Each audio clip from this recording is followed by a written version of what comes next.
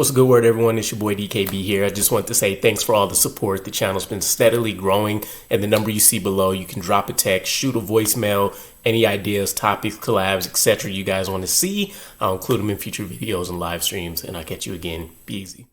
What's a good word, Jets fans? It's your boy DKB here. New head coach Aaron Glenn, new GM Darren Mougey. Our tandem is scheduled to speak when the combine kicks off next week on February 27th. And we haven't heard from them in about a month. I believe their introductory press conference was on the 27th of January. So we've had a significant enough amount of time in the football world, in addition to major events within the New York Jets organization, to discuss, break down, and have questions about. And we left with plenty of questions even after their very successful press conference was completed in the beginning. We had the general outlines of how they plan to attack the offseason, which was still needing to evaluate the roster. Aaron Glenn still needed to fill out his staff. Darren Mougey was yet to make any moves. And to this date, we now have our OC, we have our DC, we have the remainder of our coaching staff filled out. Talked about the most recent addition with Aaron Glenn getting himself an assistant directly to him.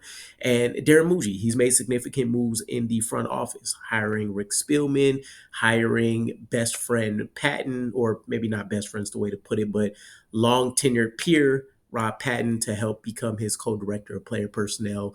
Plenty of things to chat and be encouraged about here. But there's some major questions that I would have that I think would be vital walking away from this knowing, right? What is their evaluation of the roster? I think many people have very different takes on what the New York Jets have at their disposal.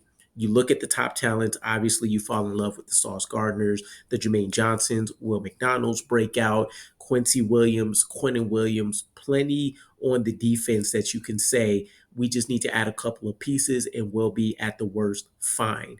At the best, top 10. Offensively, you're looking at Garrett Wilson, you're looking at Breece Hall, and that's really about it. You have maybe some intriguing pieces. Nobody knows if Malachi Corley was a bad pick or if he was just under a terrible coaching staff. What could Jordan Travis be as part of whatever our competition looks like?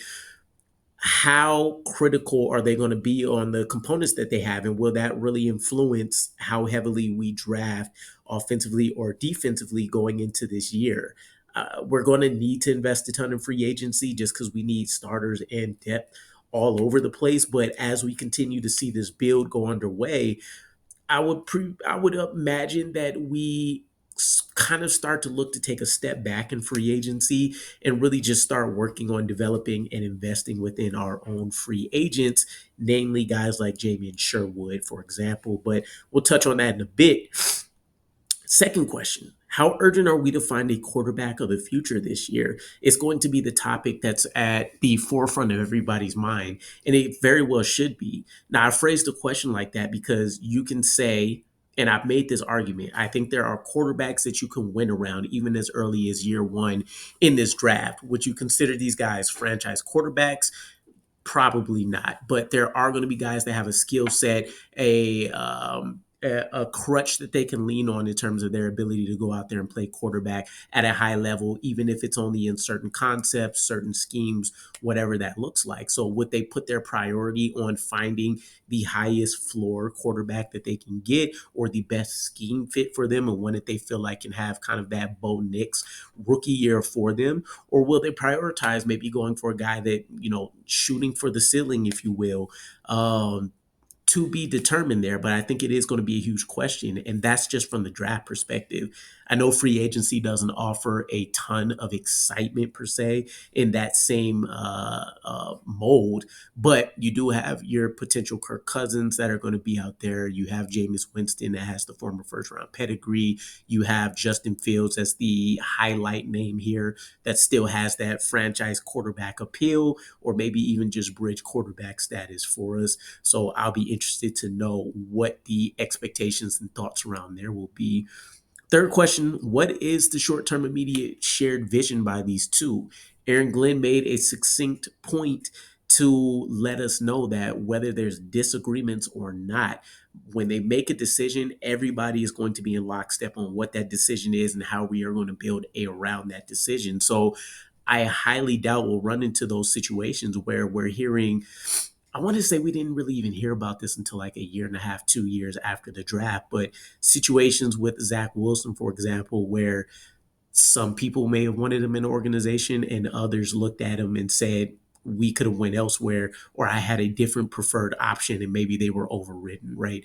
But in terms of the draft, are you going to go for as many high floor guys as you can get and you just want to try to up the level of competition as best as possible? Or same situation, will you try to look for your version of a Trayvon Walker? And I don't mean specifically for that vision, but just in terms of the guys that you drool over in terms of the arm length and height, weight, size, speed dimensions, all of those kind of things? Or are you going to get the guys that have the fundamentals down to a T? They're experts in their craft, and really the only thing that's holding them back would be some potential physical limitations.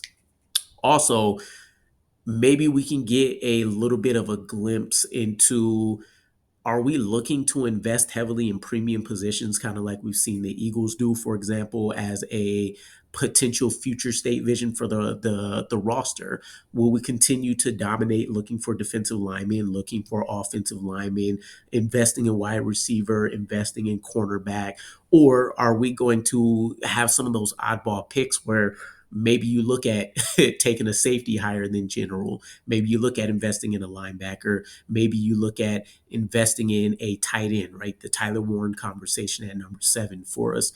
I would be, it would help out a lot from the mock draft perspectives, but also give us some kind of indicator potentially about what the state of mind may be in terms of trying to move off of that 7th round pick as well in trade back scenarios. The fourth situation, in-house business. Are there going to be imminent contract extension talks that occur?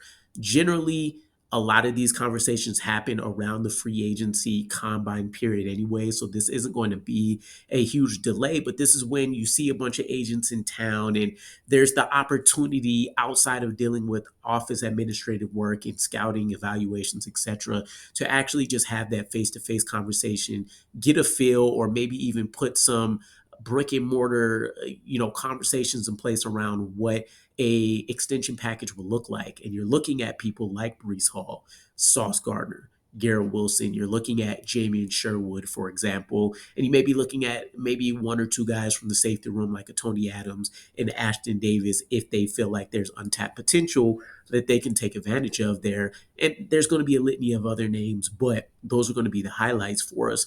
What is going to be the sense of urgency around getting that done, or will they be willing to play it out for an additional year, at least in Garrett Wilson's and Sauce Gardner's case, since this is Brees Hall's lame duck year? Will they be willing to slow play it a little bit until they get an understanding of how these guys play and fit within their scheme? Is going to be an intriguing debate either way. And then lastly, how much will the analytics play a heavier role in either their scouting or trying to make some of those decisions more favorable for us? Aaron Glenn's had a propensity to dive into this stuff before. You look at the Broncos scouting staff and just how their front office has kind of been structured before, and they tend to use analytics, from my understanding, a little bit more heavily than other people as well. But you also have the old school Sean Payton that's going to rely on kind of the eye test and watching these guys go through the drills and breaking down the tape. So there may be just an equivalent, equal mix of doing both of these things, but who knows? It feels like we're willing to go out there, and we also can't forget we hired John Berger as our game management coach, but he has a background in 40 years of analytics, basically developing that department for the Giants. There's a lot of guys to lean on in that front office and even in the coaching ranks now to give us maybe an advantage, right? I think generally when you think of analytics, you think of it from the front office perspective. We happen to have it on both sides of the house now, and for guys that have been able to go out there and evaluate talent. So hopefully that gives us an edge. But those would be some of my big questions. Let me know what your guys' most important or critical questions will be for the staff, and hopefully we get them answered here in about a week or so. Otherwise, appreciate the support as always, and I'll catch you guys again. Peace.